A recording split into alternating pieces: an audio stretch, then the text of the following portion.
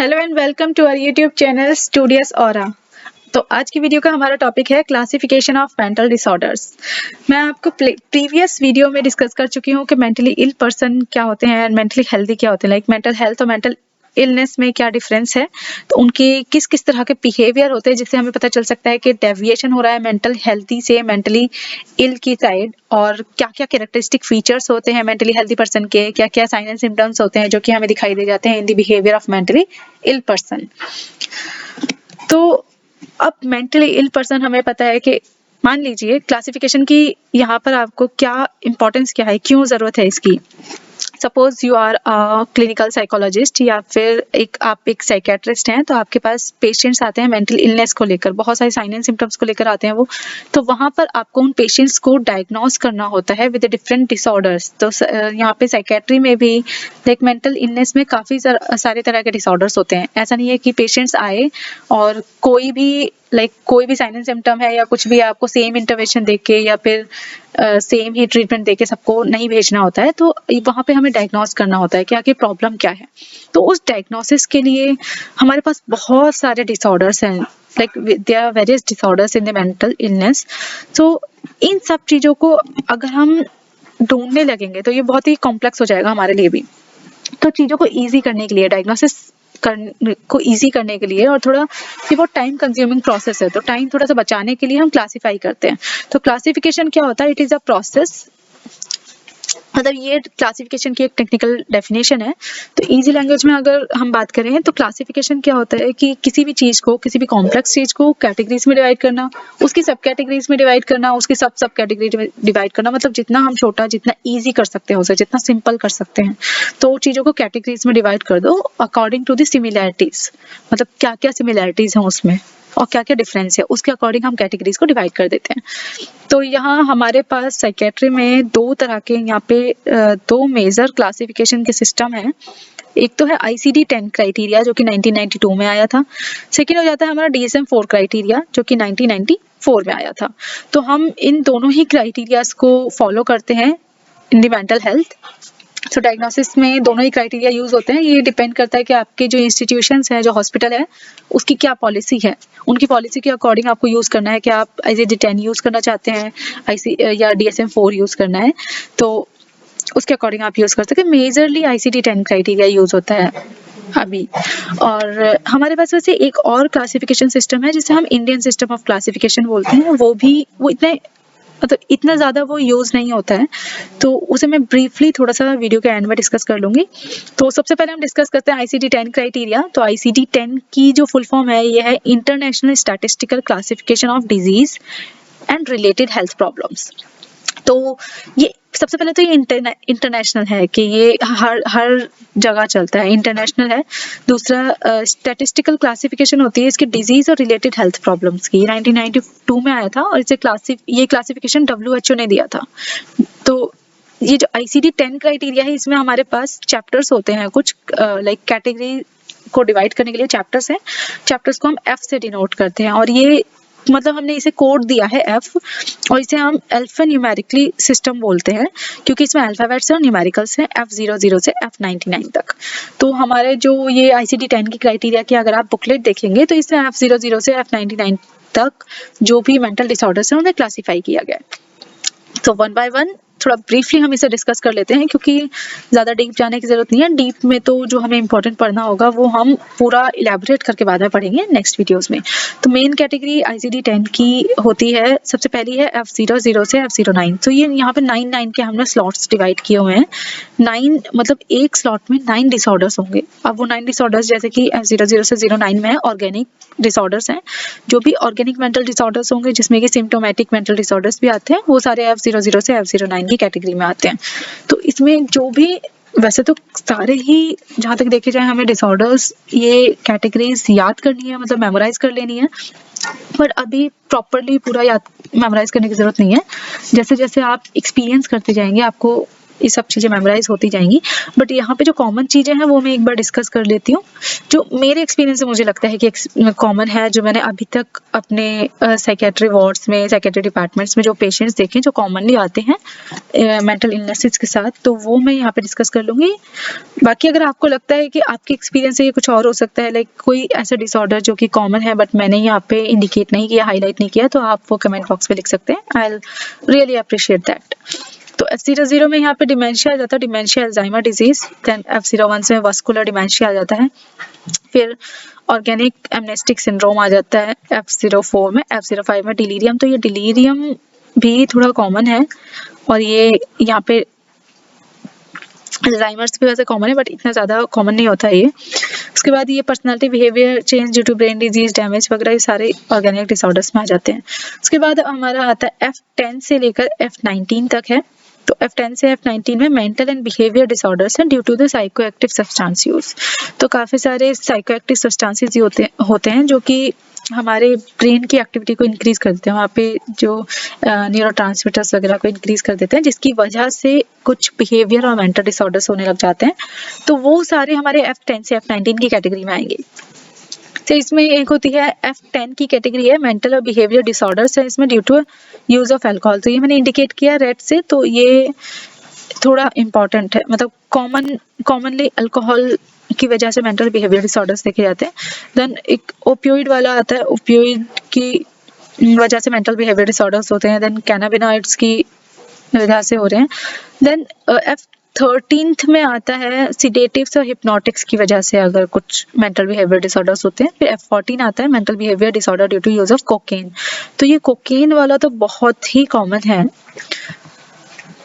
Cocaine वाला जो है ना, ये मोस्टली ये कॉमन होता है ज़्यादातर टीनेजर्स में कॉमन है, थोड़ा कॉलेज स्टूडेंट्स में कॉमन है। लाइक 18 से लेकर 25 की एज ग्रुप के काफ़ी सारे पेशेंट्स साइकेट्री डिपार्टमेंट में आते हैं क्योंकि उन्हें कोकेन की वजह से, कोकेन अब्यूज करने की वजह से मेंटल और बिहेवियर डिसऑर्डर्स हो रहे हैं। आई don't know why it is so common, पता नहीं ये कॉलेज स्टूडेंट्स को इतना कॉमनली कैसे मिल जाता है और इतना अब्यूजिव है ये कि कोकेन की आदत इतनी ज़्यादा लग जाती है, उसकी वजह से डिसऑर्डर्स होने लगते हैं।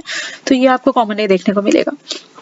Then mental behaviour disorders due to use of hallucinogens. तो कुछ हेलोसिनोजेंस ड्रग्स होती हैं, LSD वगैरह की वजह से भी काफ़ी सारी बिहेवियर्स मेंटल डिसऑर्डर्स हो जाते हैं। तो ये भी इसी कैटेगरी में आता है। देन उसके बाद हमारा एक कैटेगरी होती है F20 से F29। इसमें आपके स्किज़ोफ्रेनिया, शाइज़ोटाइपल और डिल्यूजनल डिसऑर्डर्स आते हैं। तो इसमें आपको काफ़ी सारे डिसऑर्डर्स देखने को मिल जाएंगे। स्किज़ोफ्रेनिया वाले ये तो कॉमन होता है, ये साइकेट्रिक डिपार्टमेंट में ये भी कॉमन है।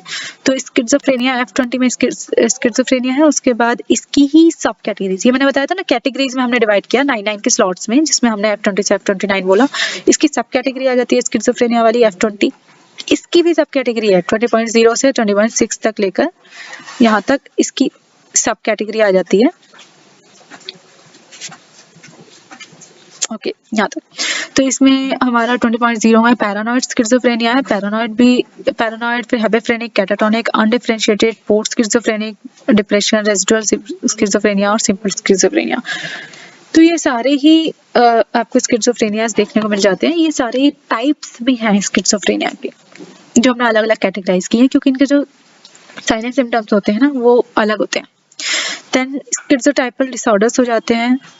F21 में परसिस्टेंट डिल्यूजनल डिसऑर्डर्स है, acute and transient psychotic disorders हैं, इंड्यूस्ड डिल्यूजनल डिसऑर्डर, शाइज़ोअफेक्टिव डिसऑर्डर्स, ये सारे हैं। देन F30 से F39 में हम कैटेगराइज किया है मूड अफेक्टिव डिसऑर्डर्स को। मूड अफेक्टिव यहाँ पर जो है ना, अफेक्टिव का मतलब होता है इमोशन से रिलेटेड है ये। तो मूड और इमोशन से रिलेटेड जो डिसऑर्डर्स हैं वो F30 से 39 के बीच में, जैसे मेनिक एपिसोड्स होते हैं और एक बाइपोलर। तो ये बाइपोलर अफेक्टिव डिसऑर्डर जिसे हम BPAD भी बोलते हैं, ये बहुत कॉमनली आपको देखने को मिल जाएगा साइकेट्रिक डिपार्टमेंट में। फिर डिप्रेसिव एपिसोड्स। अब डिप्रेशन के बारे में तो मैं क्या ही बोलूँ, डिप्रेशन के बारे में तो आजकल आप सभी लोग जानते हैं कि डिप्रेशन कितना ज़्यादा मतलब प्रोमिनेंटली दिखते जा रहा है और लोग इसमें मेडिकल एडवाइस भी सीख करते हैं। सॉरी। तो ये डिप्रेसिव एपिसोड F32 की कैटेगरी में आता है। Recurrent depressive disorder, persistent mood disorders. तो डिप्रेशन वाला ये तो बहुत ही ज़्यादा कॉमन है, ये तो साइकेट्रिक ओपीडीज में देखने को मिल जाता है। देन F40 से 49 के बीच में आते हैं हमारे neurotic neurotic stress related and somatoform disorders आते हैं। तो इसमें न्यूरोटिक डिसऑर्डर्स आते हैं। तो हमारे जो मेंटल डिसऑर्डर्स है ना, इसे हम मतलब 2 कैटेगरीज में डिवाइड कर देते हैं मोटे मोटे तौर पर। तो इसमें साइकोटिक डिसऑर्डर्स होते हैं और एक न्यूरोटिक डिसऑर्डर्स होते हैं। तो साइकोटिक डिसऑर्डर्स वो होते हैं जिसमें साइकोटिक सिम्टम्स आते हैं, जहाँ पे साइकोटिक सिम्टम्स नहीं आ रहे वो न्यूरोटिक डिसऑर्डर्स हैं। तो इनमें मेजर डिफरेंस तो ये होता है कि न्यूरोटिक डिसऑर्डर्स में ना इंसान लाइक कॉन्शियस होता है, उसकी जजमेंट पावर नहीं गई होती है, उसे लाइक हमें पता है, मान लो किसी को अगर न्यूरोटिक डिसऑर्डर है तो उसे पता है कि उसे कोई डिसऑर्डर है और उसे मतलब मेडिकल एडवाइस सीख करनी चाहिए या साइकेट्रिक एडवाइस उसे लेनी चाहिए, उसे पता है कि उसे ट्रीटमेंट लेना है, ठीक है, उसकी इंसाइट है अभी। बट जो साइकोटिक डिसऑर्डर वाले पेशेंट होते हैं उनकी इंसाइट नहीं होती, उन्हें नहीं पता कि उन्हें कोई डिसऑर्डर है, वो मानने को तैयार नहीं है हमें कोई डिसऑर्डर है, और ना ही उन्हें कोई ट्रीटमेंट की जरूरत है, उन्हें ऐसा लगता है। तो ये एक मेजर डिफरेंस होता है इन दोनों के बीच में। तो F40 से 49 के बीच में न्यूरोटिक डिसऑर्डर आ जाते हैं। तो इसमें आपका F40 में आ जाता है फोबिक एंजाइटी डिसऑर्डर। जितने भी फोबियाज होते हैं ना, सारे फोबिक एंजाइटी डिसऑर्डर्स में आते हैं, जैसे कि एक्रोफोबिया हो गया, अगोराफोबिया हो गया, क्लॉस्ट्रोफोबिया है आपका, ठीक है। इस सारे तरह के जो फोबियाज हैं वो सारे F40 में आते हैं। फिर अदर एंजाइटी डिसऑर्डर 41 में आ जाएंगे। Then next is F42 obsessive compulsive disorder, जिन्हें हम OCD के नाम से आप लोग जानते हैं। तो OCD मेनली आपने OCD सुना होगा, सफाई का OCD, हैंड वॉश करने का, जर्म्स रिलेटेड मतलब जो होता है। और कोविड के बाद से तो ये OCD के जो प्रॉब्लम है ये काफी लोगों में देखने को मिल रहा है, काफी इंक्रीज हो गए इसके इंसिडेंट्स। देन रिएक्शन टू, फिर बाकी के डिसऑर्डर्स आ जाएंगे, डिसोसिएटिव कन्वर्जन, ठीक है, ये इतने कॉमन नहीं है अभी। उसके बाद F50 से लेकर 59 के बीच में हमारे आते हैं behaviour syndrome associated with physiological disturbance. तो कुछ बिहेवियर डिसऑर्डर्स ऐसे हैं जिसमें फिजियोलॉजिकल डिस्टर्बेंसेस भी हो रही हैं, मतलब फिजिकल सिम्टम्स भी आने लग रहे हैं। जैसे कि F50 पे ईटिंग डिसऑर्डर आ जाता है। ईटिंग डिसऑर्डर ये भी कॉमन होता है बच्चों में और टीनेजर्स में, कॉलेज स्टूडेंट्स में काफी कॉमन है। इसमें आपके 2 टाइप के आते हैं, बुलीमिया नर्वोसा हो रहा है एक, और एनोरेक्सिया नर्वोसा है और बुलीमिया नर्वोसा है। तो एनोरेक्सिया में मतलब खाना कम कर देते हैं ताकि बॉडी शेमिंग की वजह से होते हैं डिसऑर्डर्स। तो इसमें क्या है, चलो ये तो हम बाद में डिस्कस करेंगे नेक्स्ट वीडियोस में। यहाँ पे अभी ब्रीफली देख लेते हैं। नॉन ऑर्गेनिक स्लीप डिसऑर्डर्स आ जाएंगे। फिर 52 में sexual disorders not caused by organic disorder और डिजीज। उसके बाद हमारा F60 से 69 के बीच में एडल्ट के डिसऑर्डर्स आ रहे हैं। Disorders of adult personality and behaviour.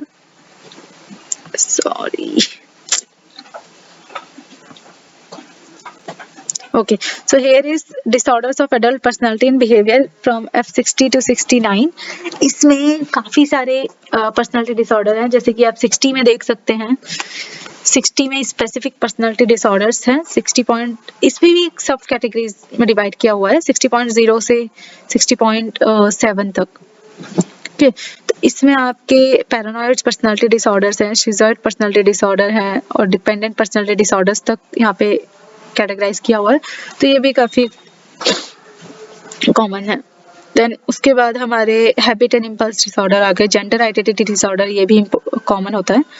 उसके बाद मेंटल रिटार्डेशन, F70 से F79 में हमने यहाँ पे कैटेगराइज किया है मेंटल रिटार्डेशन को।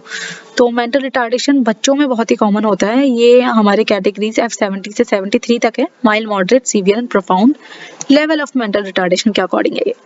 उसके बाद हम 80 to 89 पे आ जाते हैं, डिसऑर्डर ऑफ साइकोलॉजिकल डेवलपमेंट। तो साइकोलॉजिकल डेवलपमेंट की डिसऑर्डर्स होती हैं। अभी हमने जो पर्सनालिटी डिसऑर्डर्स देखे थे वो सारे एडल्ट्स में हो रहे थे, तो अब ये जो साइकोलॉजिकल डेवलपमेंट के डिसऑर्डर्स हैं ये बचपन में ही, मतलब चाइल्डहुड में ही स्टार्ट हो जाते हैं ये भी। तो इसमें स्पीच और लैंग्वेज वाले हैं, स्कॉलास्टिक स्किल्स हैं, मोटर फंक्शंस हैं और डेवलपमेंटल डिसऑर्डर्स हैं। तो ये भी थोड़े कॉमन वाले में आ जाते हैं। उसके बाद बिहेवियर एंड इमोशनल डिसऑर्डर्स हैं, इनका भी ऑनसेट जो है वो बचपन में हो गया, वही वाले हैं। हाइपरकाइनेस्टिक कंडक्ट डिसऑर्डर, ये जो कंडक्ट डिसऑर्डर है ये भी कॉमनली आप बच्चों में देख सकते हैं। ज़्यादातर बच्चे लाइक रैक पिकर्स वगैरह में देख सकते हैं, चोरी करना, ये सारी चीज़ें ये कंडक्ट डिसऑर्डर्स में आते हैं। फिर उसके बाद आपका टिक डिसऑर्डर होता है, ये भी वो किस लैंग्वेज के अकॉर्डिंग टिक डिसऑर्डर तो कॉमन है, बट मैंने अभी तक नहीं देखा है, तो I can not say anything. उसके बाद F98 में other mental disorders, emotional disorders है जिनका ऑनसेट बचपन में ही हो गया या एडल्टेंस के एज में हो गया।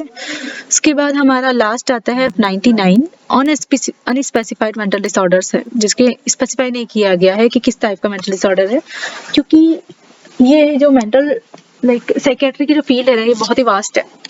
तो इस फास्ट फील्ड में हम सारे ही डिसऑर्डर्स को कैटेगराइज नहीं कर सकते। कुछ डिसऑर्डर्स ऐसे हैं जो शायद इन सारे डिसऑर्डर्स में नहीं आए, जिनके साइन एंड सिम्टम्स इनसे मैच नहीं करते, तो वो हमारे F99 की कैटेगरी में आ जाएंगे। ओके, तो आपने एक चीज इसमें नोटिस की हो शायद कि सभी को हमने 9 के स्लॉट्स दिए हैं, 60 से 69, 50 to 59 इस तरह से, बट हमने लास्ट डिसऑर्डर्स में यहाँ पे 90 से 98 सिर्फ 8 का स्लॉट दिया है, क्योंकि हमें यहाँ पे 99 लाना था लास्ट में। ठीक है, 99 अनस्पेसिफाइड मेंटल डिसऑर्डर है। ठीक है, नेक्स्ट आ जाता है हमारा, नेक्स्ट हम बात कर लेते हैं DSM-4 क्राइटेरिया की। DSM-4 डायग्नोस्टिक स्टैटिस्टिकल मैनुअल है ये, मतलब इसकी फुल फॉर्म है डायग्नोस्टिक एंड स्टैटिस्टिकल मैनुअल। ये क्लासिफिकेशन दी थी APA ने। APA है अमेरिकन साइकेट्रिक एसोसिएशन। तो इन्होंने DSM-4 क्राइटेरिया दिया था, तो इसमें मल्टी एक्सियल सिस्टम होता है। मल्टी एक्सियल मतलब काफी सारी एक्सिस दी हुई थी यहाँ पे, तो इसमें मेनली 5 एक्सिस है यहाँ पे, तो 5 एक्सिस में ही सारे क्लासिफिकेशन मतलब जो भी डिसऑर्डर्स हैं वो कैटेगराइज किए हुए हैं। हमने जैसे यहाँ पे देखा था 9 के स्लॉट्स में हमने 10 टाइम्स पे क्लासीफाई किया, 10 क्या, हाँ 10 टाइम्स में क्लासीफाई किया है F00 से F99, पर यहाँ पे हमने 5 एक्सिस दिए हैं सिर्फ। सो 5 एक्सिस ऑफ DSM-4 क्या क्या है हमारी, let me select yellow color, no, okay, axis 1 clinical psychiatric diagnosis, मतलब clinical psychiatric diagnosis जो होंगी वो सारी axis 1 में आएंगी। axis 2 में personality disorders आ जाएंगे and mental retardation, जो भी personality disorder, mental retardation के जितने भी disorders हैं वो सारे axis 2 के अंदर आ जाएंगे। फिर axis 3 में general medical conditions आ जाएंगी, जो सोमैटिक डिसऑर्डर्स भी आ रहे थे साथ में। एक्सेस 4 में psycho social and environmental problems आ जाएंगे। तो साइको सोशल और एनवायरमेंटल प्रॉब्लम्स जो है ना वो हमने इसमें ICD-10 क्राइटेरिया में डिस्कस नहीं किए थे, तो अगर ऐसा कोई डिसऑर्डर होता है तो वो ICD-10 नहीं बल्कि हम DSM-4 क्राइटेरिया से ही हम उसे डायग्नोस कर पाएंगे। Then axis 5 is global assessment for functioning in current past 1 year. Global assessment of functioning मतलब पास्ट 1 ईयर में किस तरह से फंक्शनिंग हो पा रही है, तो उसके लिए हमने एक्सेस 5 भी रखा है। नाउ मेजर डिफरेंस क्या हो जाता है यहाँ पे ICD-10 और DSM-4 के बीच में, तो इसमें हमारा पहले तो ICD-10 जो है ना ये इंटरनेशनल होता है ओरिजिन में, और DSM-5 जो है ये APA ने दिया है। ओके, देन प्रेजेंटेशन, तो ये इसमें ICD-10 को हम क्लिनिकल वर्क में यूज कर सकते हैं, रिसर्च में यूज कर सकते हैं, प्राइमरी केयर तीनों में यूज कर सकते हैं। बट DSM-5 की एक सिंगल वर्जन ही है, इसे हम एक ही जगह यूज कर सकते हैं ये डायग्नोस्टिक में। तो लैंग्वेज ICD-10 जो है ना ये बहुत सारी लैंग्वेज में दिया गया है, तो ये हम किसी भी जगह में अलग अलग लैंग्वेज में यूज कर सकते हैं, अपनी लैंग्वेज में यूज कर सकते हैं। बट DSM-5 सिर्फ इंग्लिश वर्जन ही इसका अवेलेबल है, तो इसकी ये थोड़ी सी ड्रॉबैक हो जाती है। स्ट्रक्चर ICD-10 सिंगल एक्सिस है, इसमें कोई एक्सिस नहीं डिवाइड करी है, हमने सिर्फ कैटेगरीज दे दी हैं, उसकी सब कैटेगरीज दे रखी है। DSM-4 में हम ये मल्टी एक्सियल है, जैसे कि मैंने बताया था अभी 5 एक्सिस है इसमें। ICD-10 की डायग्नोस्टिक क्राइटेरिया में मैंने आपको अभी जैसे बताया था कि सोशल कॉन्सिक्वेंसेस नहीं है किसी भी डिसऑर्डर के। सोशल मतलब क्या सोसाइटी पे मतलब सोशल लाइफ में क्या फर्क पड़ेगा, वो सब नहीं है। बट यहाँ DSM-5 में हमने ये सब सोशल और इवन ऑक्यूपेशनल को भी डिस्कस किया हुआ है, तो ये हमारा मेन एक डिफरेंस हो जाता है। नेक्स्ट है, ठीक है, थोड़ा सा हम डिस्कस कर लेते हैं इंडियन क्लासिफिकेशन सिस्टम भी ब्रीफली।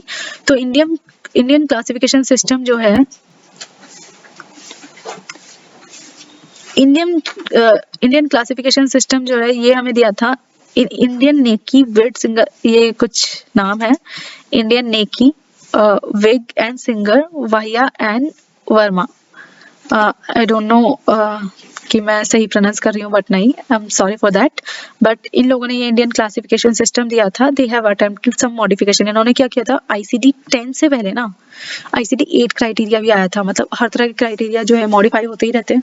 तो आईसीडी 8 क्राइटेरिया को इन्होंने मॉडिफाई किया और इन्होंने बोला कि इन्होंने कुछ ब्रॉड ग्रुप्स डिवाइड कर दिए। जैसे कि एक ग्रुप फर्स्ट है साइकोसिस वाला, कि साइकोसिस होती है एक तरह की बीमारी, एक होती है न्यूरोसिस और एक होते हैं स्पेशल डिसऑर्डर्स। इन्होंने ये बोला था, जैसे कि मैंने भी आपको बताया था कि जो भी मेंटल इल पेशेंट होता है तो हम उसे क्लासिफाई करते हैं, मतलब 2 तरह में क्लासिफाई करते हैं मेनली, कि या तो साइकोसिस होगा या न्यूरोसिस होगा।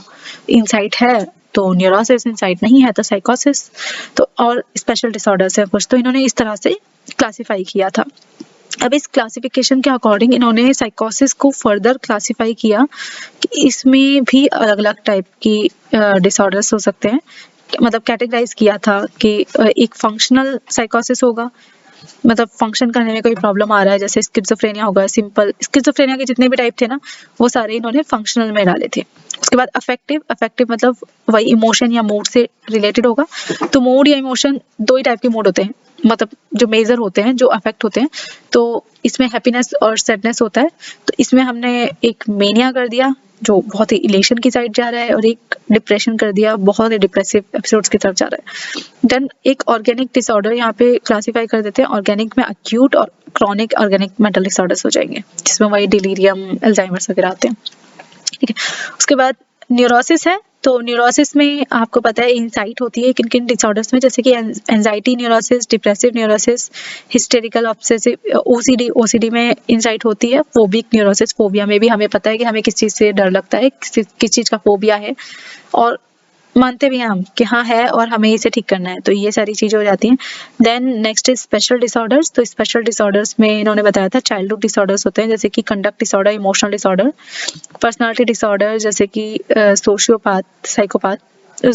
Psychopath sorry.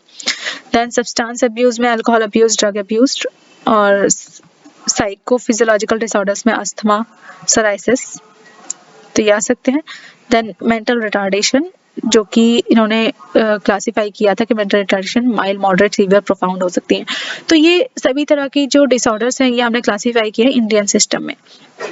तो ये भी वही, इसमें भी वही कॉमन टाइप के हैं।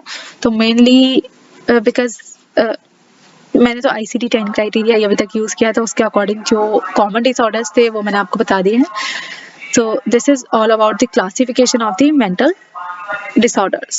So thanks for watching. Please like and share the video and please subscribe the channel for more such video. और अगर आपको लगता है कोई भी important, कोई भी ऐसी information, जो कोई भी suggestion आप देना चाहते हैं, so you can drop this message in the comment box and I really appreciate that. Thanks again.